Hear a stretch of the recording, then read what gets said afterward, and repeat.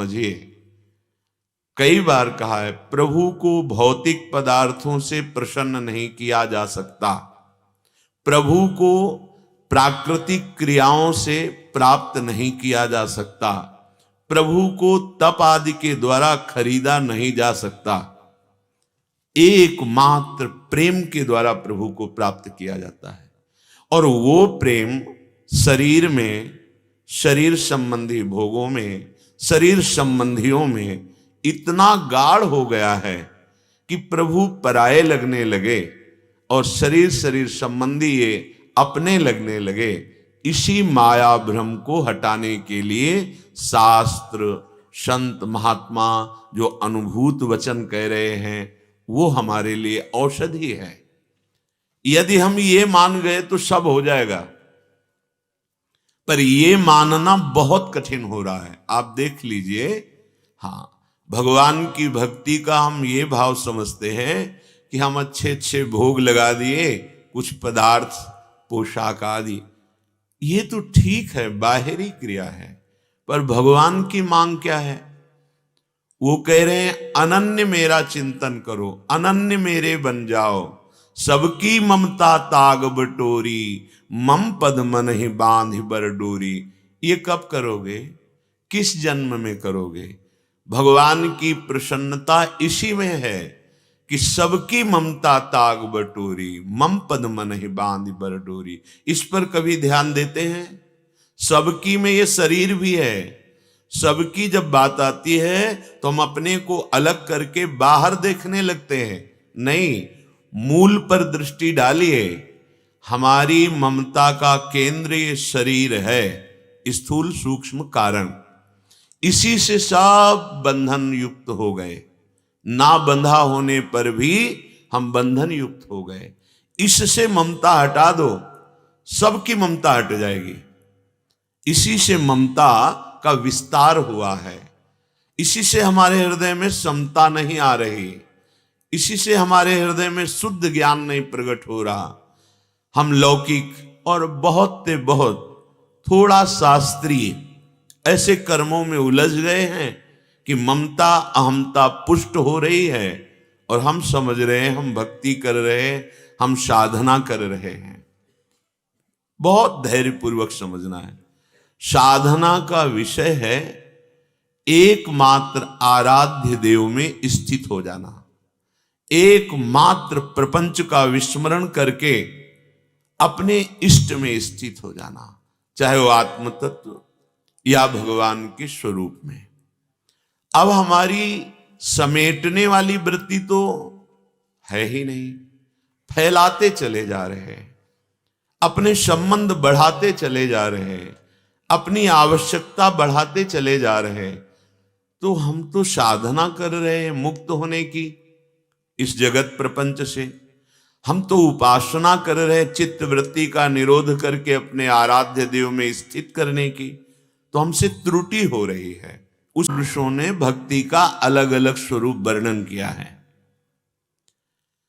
महापुरुषों की बात कह के फिर देवर्षि नारद जो भक्ति के परम आचार्य हैं वो अपनी बात कहते हैं। पहले कह रहे हैं पूजा दिश्वानुराग इति पाराशर्य।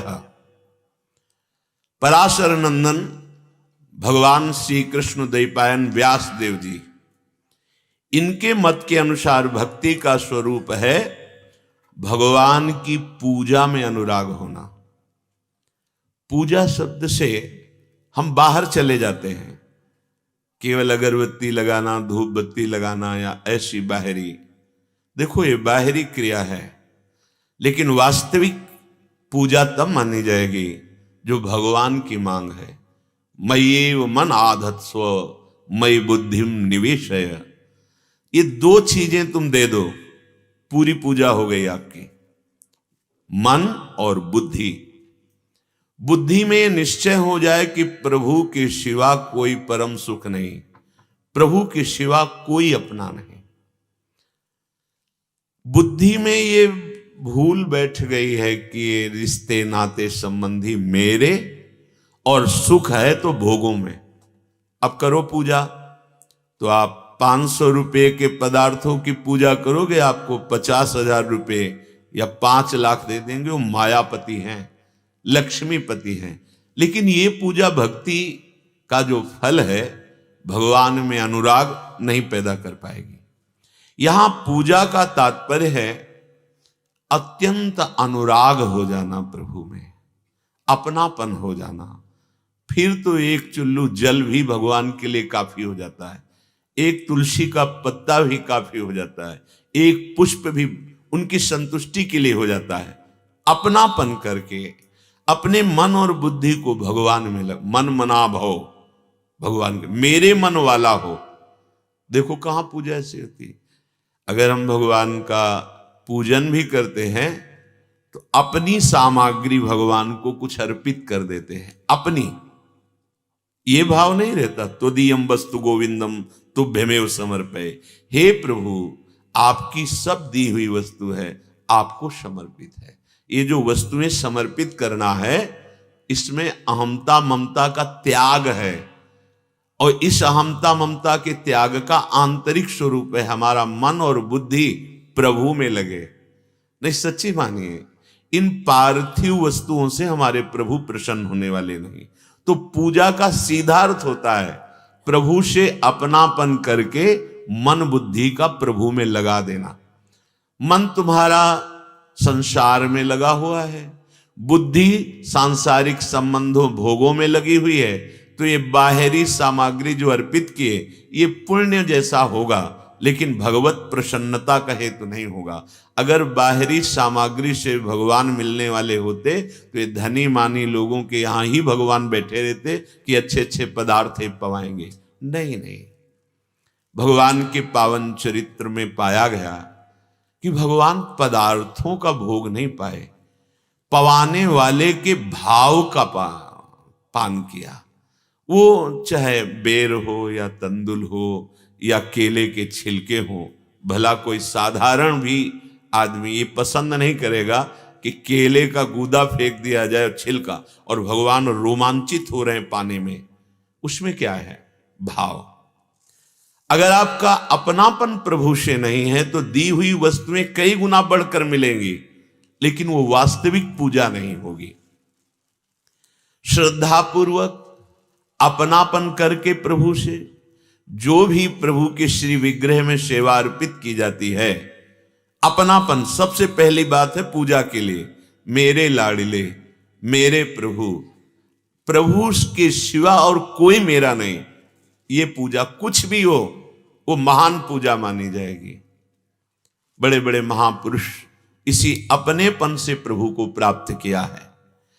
तो भगवान श्री कृष्ण द्वैपायन व्यासदेव जी के अनुसार भगवान की पूजा में रत होना ये भक्ति है।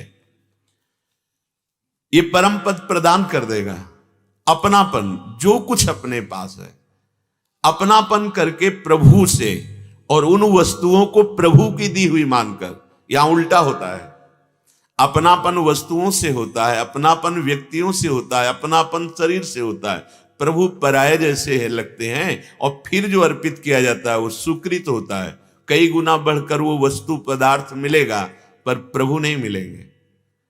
पूजा का मतलब सीधे समझो, पहले अपने प्रभु, फिर जो हमारे पास वस्तु वो प्रभु की दी हुई है, उनको समर्पित कर रहे हैं, उनकी दी हुई वस्तु। ये हमें सौभाग्य दे रहे हैं कि हमें सेवा पूजा का अवसर मिल रहा है।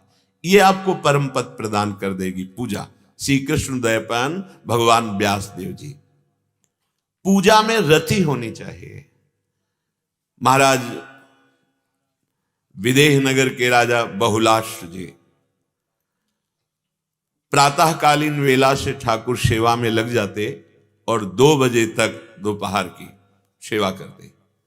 एक दिन देवर्षि नारद जी आए और कहा, आप जिनके श्री विग्रह की सेवा करते हैं द्वारिका में साक्षात विराजमान है, दर्शन किए?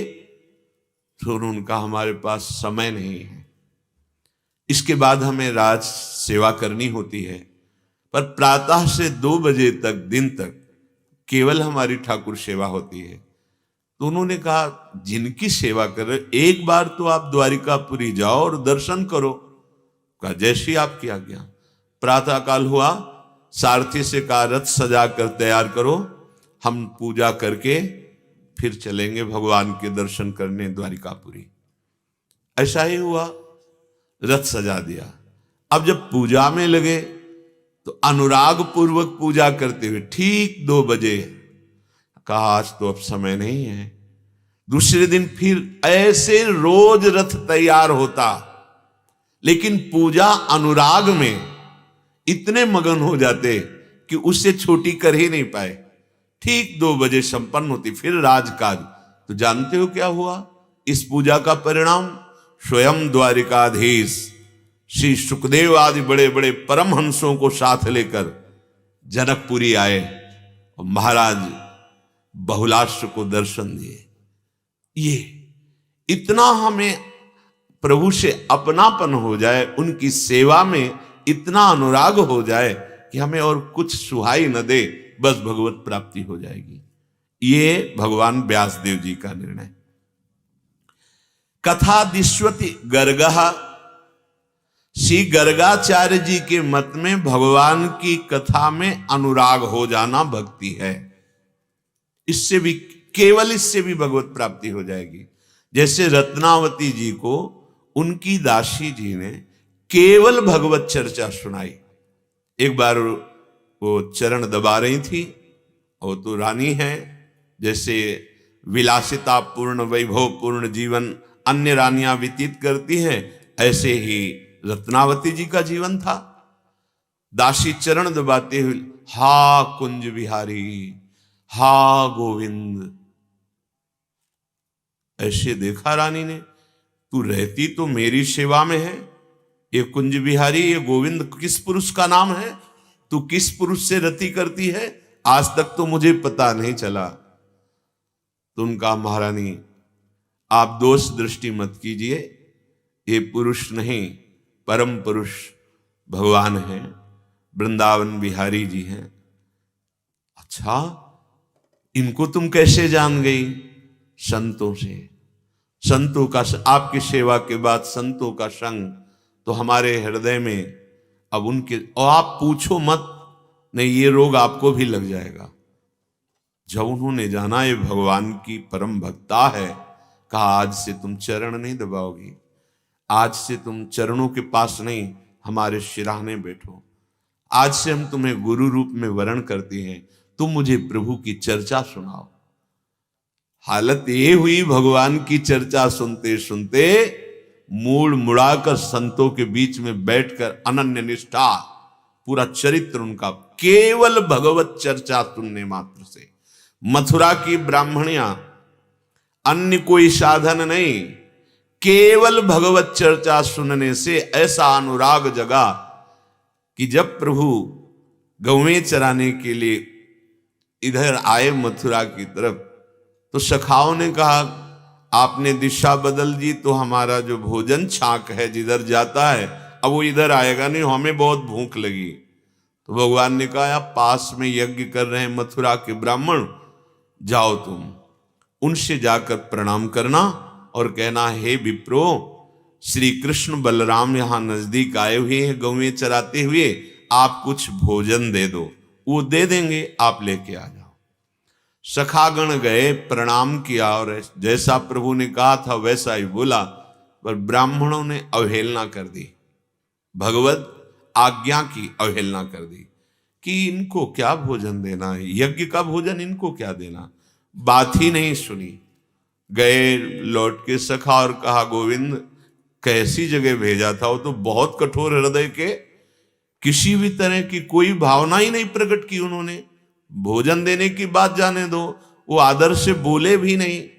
उनका सुनो, उनकी पत्नियों के पास जाओ। प्रभु उनके पास गए तो बोले भी नहीं, पत्नियों के पास जाएंगे तो क्या हो जाएगा? नहीं नहीं, उनसे हमारा संबंध है, वो हमारी चर्चा सुनती हैं, इसलिए उनके हृदय में हमारे मिलन की व्याकुलता है, जाओ तुम। गए, साष्टांग दंडवत की और कहा श्री कृष्ण बलराम आए हुए हैं, वो थोड़ा भोजन चाहे। बस वो तो प्रेम मगन होकर सुंदर सुंदर थालों में भोग सामग्री लेके चल पड़ी, रोकने पर भी नहीं रुकी और भगवान के समीप गए। ये किसी साधना का फल नहीं। ब्राह्मणों को जब बाद में पता चला तो अपने को धिक्कार दिए कि मैंने तो बाल्यावस्था से शास्त्रीय संस्कार सब किए, यज्ञोपवीत संस्कार, गायत्री अनुष्ठान, वेदाध्ययन, यज्ञ आदि, और स्वयं यज्ञ भोक्ता भगवान ने भोग मांगा और हमने अवहेलना कर दी। धिक्कार है हमारी विद्वता को, हमारे अनुष्ठान को। लेकिन मैं सौभाग्यशाली हूं कि मुझे ऐसी पत्नी मिली जिनको भगवत साक्षात्कार हुआ। केवल कथा सुनने मात्र से भगवत प्राप्ति। पर कथा सुनने का मतलब उसका मनन करना। जैसे केवल कथा सुनने मात्र से महान पापी प्रेत योनि को प्राप्त धुंधकारी भगवत प्राप्त हो गया। केवल 7 दिन मन लगाकर कथा सुनी, मनन किया तो विमान आया और भगवत पार्षद स्वरूप होकर विमान में बैठकर भगवत धाम गया।